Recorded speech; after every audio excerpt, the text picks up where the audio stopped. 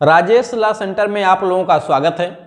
आज हम लोग चर्चा करेंगे एलएलबी के पश्चात क्या कैरियर है। एलएलबी के पश्चात हम अपने भविष्य को कैसे उज्जवल बना सकते हैं। हमारे देश में एलएलबी करने वालों की संख्या धीरे धीरे बढ़ती जा रही है, लेकिन बच्चों को ये नहीं पता है कि एलएलबी करने के पश्चात क्या क्या स्कोप है, वो किस किस फील्ड में जा सकते हैं। नहीं पता है बच्चों को। क्यों नहीं पता है? उसके कई सारे प्रमुख कारण है। सबसे बड़ा प्रमुख कारण ये है अशिक्षा का होना। जो बच्चे हैं, गांव देहात से बच्चे आते हैं, उनके माँ बाप पढ़े लिखे नहीं होते हैं, उनको इसके बारे में कोई जानकारी नहीं होती है। ठीक है, दूसरों को देख करके एलएलबी वो भी करते हैं, कचहरी में प्रैक्टिस करने का उद्देश्य रखते हैं कि चलेंगे कचहरी में प्रैक्टिस करेंगे और उसी से जो है अपना रोजी रोटी चलाएंगे। ठीक है, अपने मुकदमे में जो है हमको किसी अधिवक्ता को रखना नहीं पड़ेगा।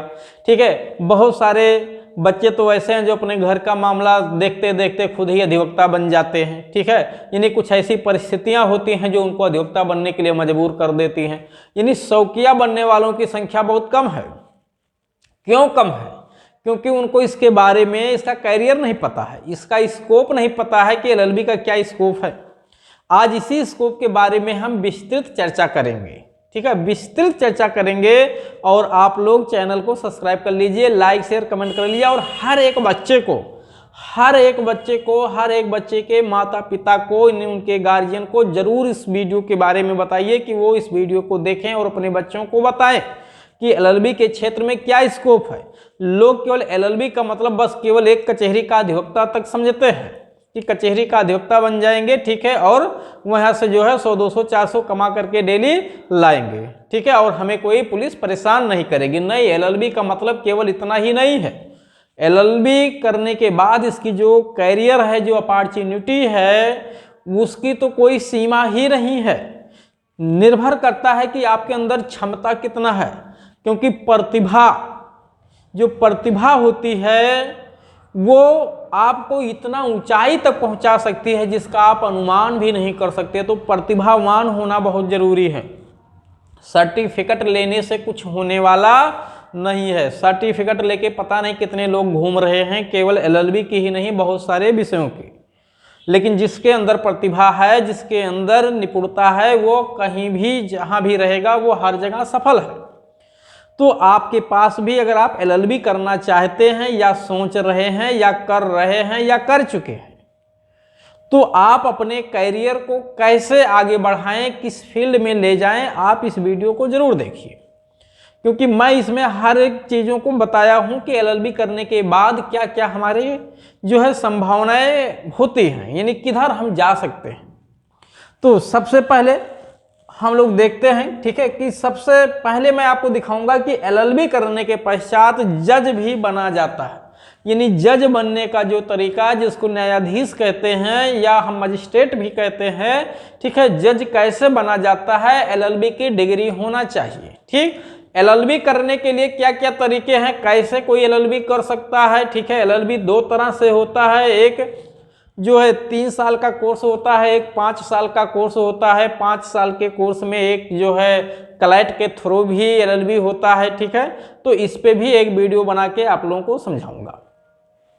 सबसे पहले अगर आप एलएलबी कर चुके हैं या करने वाले हैं, तो एलएलबी करने के बाद क्या भविष्य है इसमें, उस पे हम लोग चर्चा करेंगे। ठीक, तो जज बन सकते हैं, जज, ठीक है, जज बन सकते हैं, सरकारी वकील बन सकते हैं। कैसे, आइए देखते हैं। ठीक है, हर स्टेट, प्रत्येक राज्य अपने यहाँ जज बनने का एग्जाम कराते हैं, जिसको पीसीएसजे के नाम से हम जानते हैं। किस नाम से? पीसीएसजे। ठीक है, तो पीसीएसजे के नाम से जानते हैं। इस पीसीएसजे के नाम से, ठीक है, वैकेंसी आती है और उस एलएलबी करने वाला बच्चा जो एलएलबी कर चुका है या जो अपेयरिंग में है, ठीक है, जिसका लास्ट सेमेस्टर या लास्ट सेमेस्टर जिसका बचा हुआ हो, वो बच्चा भी इस फॉर्म को भर सकता है। ठीक है, किसी प्रैक्टिस की कोई ज़रूरत नहीं होती है। आप तुरंत एलएलबी कंप्लीट किए हैं, तुरंत फॉर्म भर सकते हैं, या यहाँ तक अभी अगर कंप्लीट भी नहीं हुआ है, लास्ट सेमेस्टर आपका है जिसको अपेयरिंग कहते हैं, तब भी आप जो है पीसीएसजे का फॉर्म भर सकते हैं। और उस एग्जाम को पास करके आप जज बन सकते हैं। ठीक, हाँ, मैं आप लोगों को समझाऊंगा पीसीएसजे की तैयारी कब करें, किस समय पे करना ज़्यादा उचित रहेगा, उसके लिए क्या योजनाएं हमारी होनी चाहिए, इसको भी मैं अलग से वीडियो बना के समझाऊंगा। अभी मैं केवल ये बता रहा हूँ कि एलएलबी करने के बाद हम किधर जा सकते हैं, कितना दुनिया फैली हुई है हमारे लिए, कितना स्कोप हमारे लिए है, मैं केवल ये समझा रहा हूँ। तो पीसीएसजे के माध्यम से आप एलएलबी करने के बाद आप जज बन सकते हैं। ठीक है, और ये जज नीचे स्तर से लेकर के सुप्रीम कोर्ट तक का जज आप बन सकते हैं।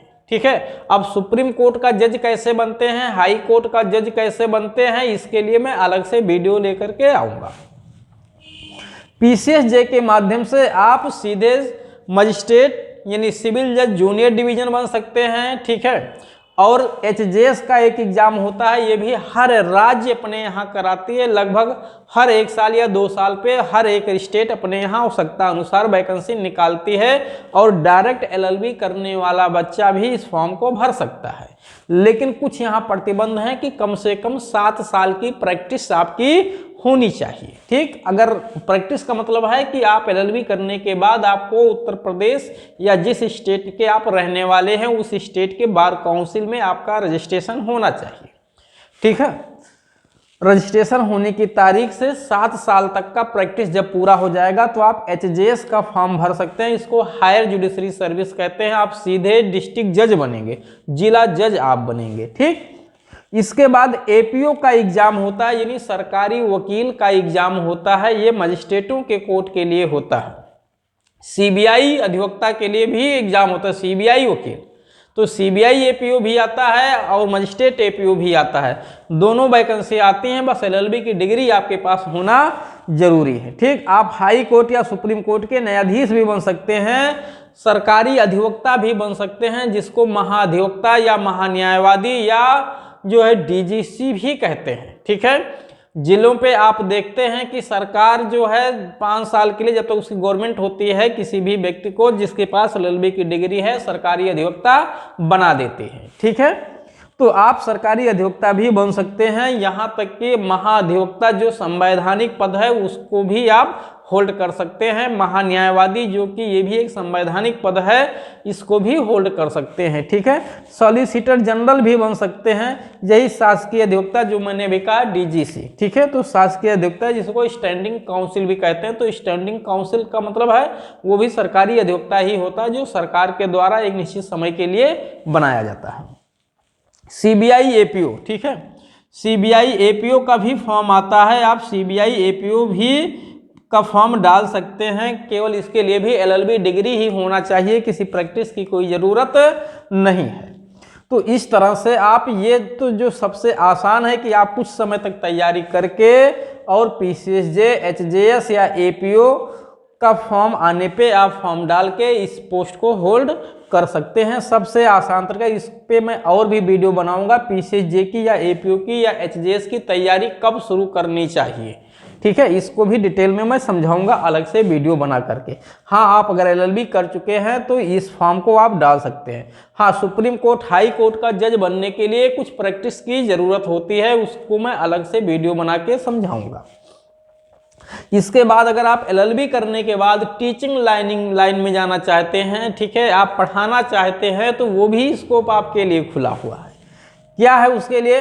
टीचिंग करना है अगर आपको, तो आपको एलएलबी करने के बाद, एलएलबी चाहे 3 साल का किए हों या 5 साल का किए हों, इससे मतलब नहीं है।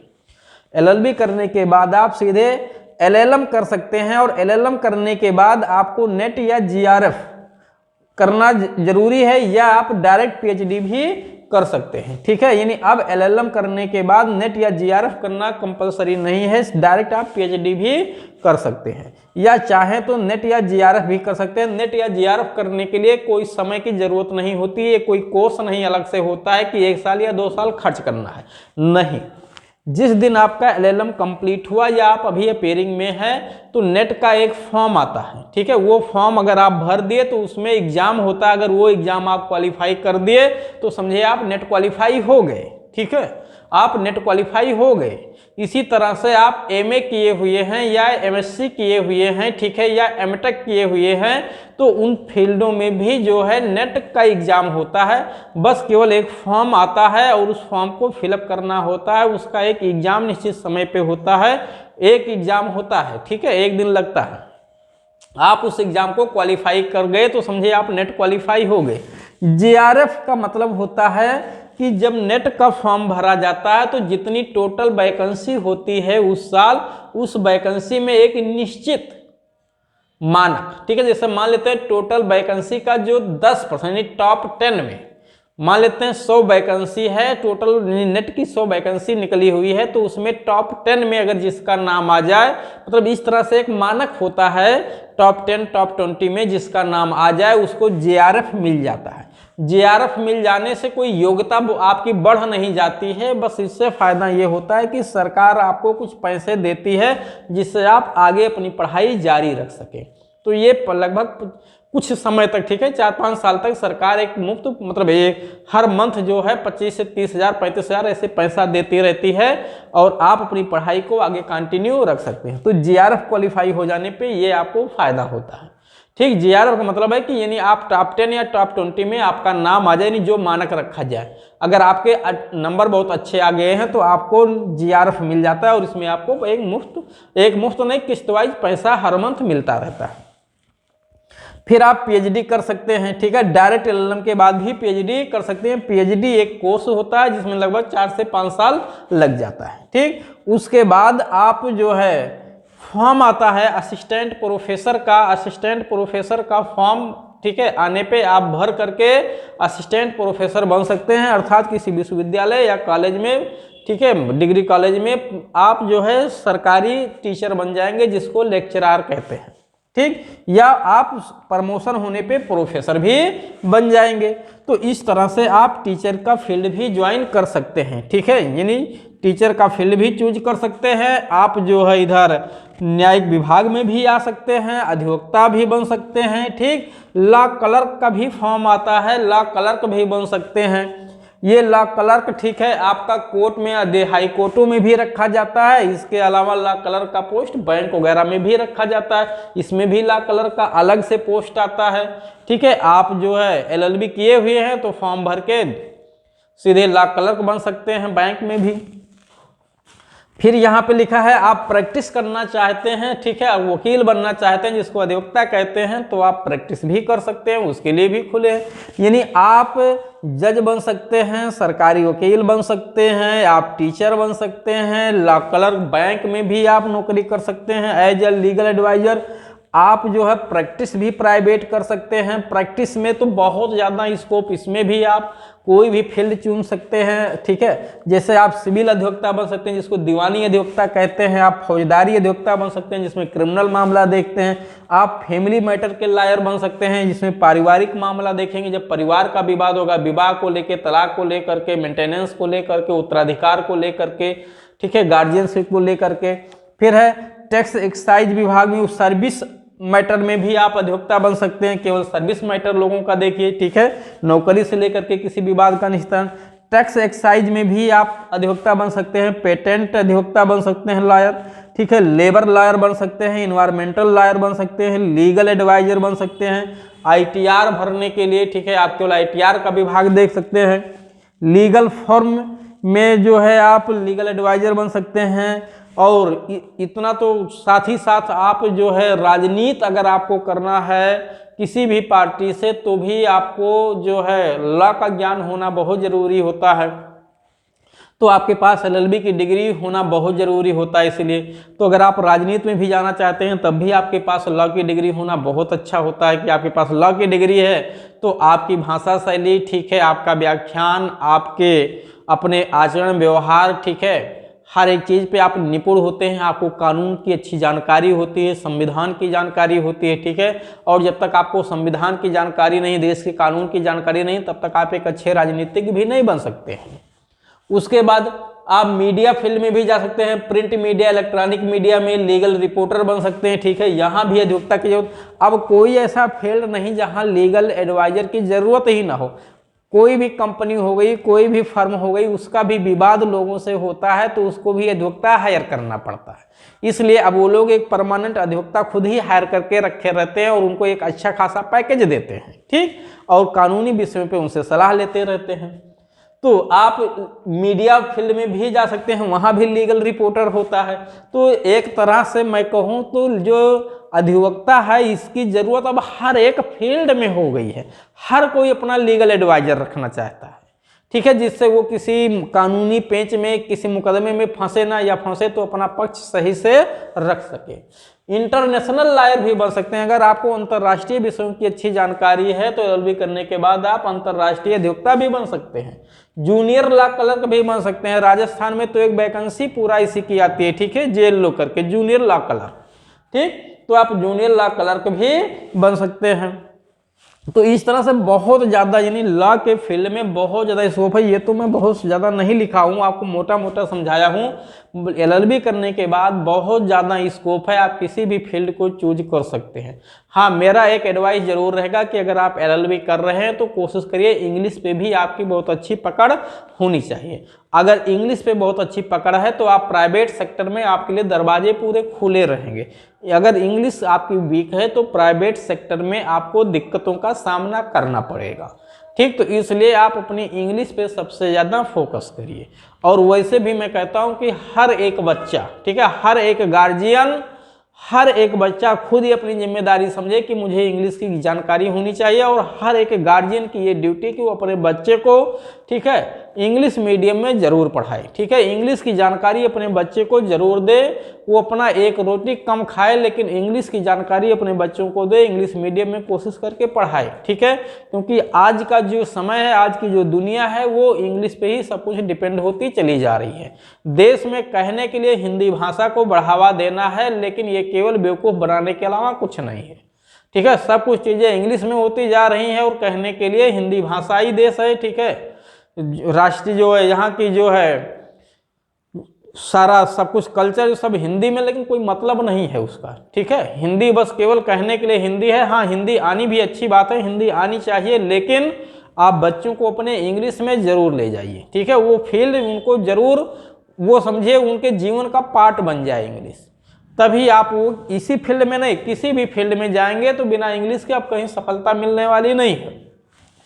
हाँ, इधर जैसे आप PCS, HJS, APO ये सब तो बन जाएंगे, इंग्लिश की जानकारी बहुत अच्छी नहीं है तब भी बन जाएंगे, ठीक है। लेकिन आने वाले समय में धीरे धीरे इंग्लिश का ही समय आता जा रहा है, जिस तरह से इंग्लिश को बढ़ावा मिल रहा है। तो मेरा सुझाव यही होगा कि इंग्लिश पे आप फोकस ज़्यादा करिए, ठीक, तभी आप किसी भी फील्ड में रह करके आप अपने अच्छे कैरियर को जो है बढ़ावा दे सकते हैं, आप अपने कैरियर को काफ़ी आगे तक ले जा सकते हैं। तो इस तरह से आपने देखा LLB के पश्चात क्या कैरियर है, ठीक है। LLB के पश्चात बहुत ज़्यादा स्कोप है, आपको परेशान होने की बिल्कुल ज़रूरत नहीं है। अगर किसी बच्चे को कोई जानकारी लेना तो इस नंबर पे वो कांटेक्ट कर सकता है, 9161113061, ठीक है। इस संपर्क सूत्र पे आप कांटेक्ट करिए, आपको सारी जानकारी दी जाएगी। हमारी ऑनलाइन ऑफलाइन दोनों क्लासें, मेंस की, PCJ की क्लास, सब क्लास लगातार संचालित की जा रही है। जिस किसी बच्चे को ऑनलाइन या ऑफलाइन क्लास ज्वाइन करना है, उसको PCJ APO की तैयारी करना है, ठीक है, वो तुरंत इस नंबर पे संपर्क करके क्लास ज्वाइन कर सकता है।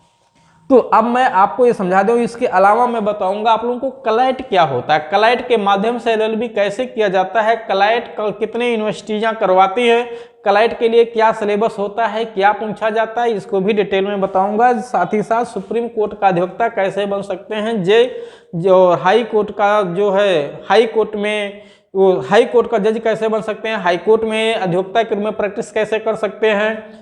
इसके साथ ही साथ मैं ये भी बताऊंगा PCSJ की तैयारी किस समय पे की जानी चाहिए, ठीक है, सबसे उचित समय क्या होगा, क्योंकि बच्चों को नहीं पता होता, अनभिज्ञता की वजह से वो अपना समय बर्बाद कर चुके होते हैं और जिस समय उनको ज्ञान होता है उस समय बीत चुका होता है, ठीक। तो बाद में पछताने से कुछ नहीं होना है। तो इसलिए सही समय पे अगर आपको जानकारी मिल जाए तो शायद आप भी बहुत आगे बढ़ जाएंगे, लेकिन समय पे जानकारी ना मिलने की वजह से ही हमारी समस्याएं काफ़ी विकराल हो जाती हैं, हम आगे नहीं बढ़ पाते हैं और अपनी किस्मत को दोष देते रहते हैं। किस्मत का कोई दोष नहीं होता है, ठीक है, दोष हमारा अपना है, हमारे ज्ञान का। जब हमें जानकारी नहीं तो हम कैसे वहाँ पहुँच पाएंगे। ठीक, कहा जाता है कि महिलाएँ कमजोर होती, महिलाएं कमजोर नहीं होती, महिलाओं को अवसर नहीं मिला इसलिए वो कमजोर थी। आज महिलाओं को अवसर मिला तो वो भी ठीक है अंतरिक्ष में भी उड़ रही हैं और उड़ा भी रही हैं लोगों को, ठीक है, देश की रक्षा भी कर रही हैं सेना पे खड़े होकर, बॉर्डर पे खड़े होकर, ठीक है, लोगों के जीवन को भी बचा रही हैं, ठीक है, विविध विषयों पे लोगों को जानकारी भी दे रहे हैं। अवसर मिला तो वो भी जो है अपने को साबित कर दे। तो अवसर जिसको मिलेगा हर एक व्यक्ति अपने को साबित कर सकता है, अवसर मिलना बहुत जरूरी है। जब तक अवसर नहीं मिलेगा, ठीक है, और अवसर कैसे मिलेगा उसके लिए भी बहुत सारे तरीके होते हैं। अवसर मिलने के लिए कम से कम आपके पास इकोनॉमिकल संसाधन हो, आर्थिक रूप से आप मजबूत हो, ना भी मजबूत हो तो भी कम से कम इच्छा शक्ति आपकी होनी चाहिए। खैर चलिए, हम आप लोगों को और भी विषयों पे डिटेल में चर्चा करते रहेंगे इसी तरह से, ठीक है। अब हम लोग जो है नेक्स्ट वीडियो के साथ, यानी हम आपको बताएंगे एलएलबी के बाद, ठीक है, या एलएलबी के दौरान पीसीएसजी की तैयारी कब करना उचित होगा।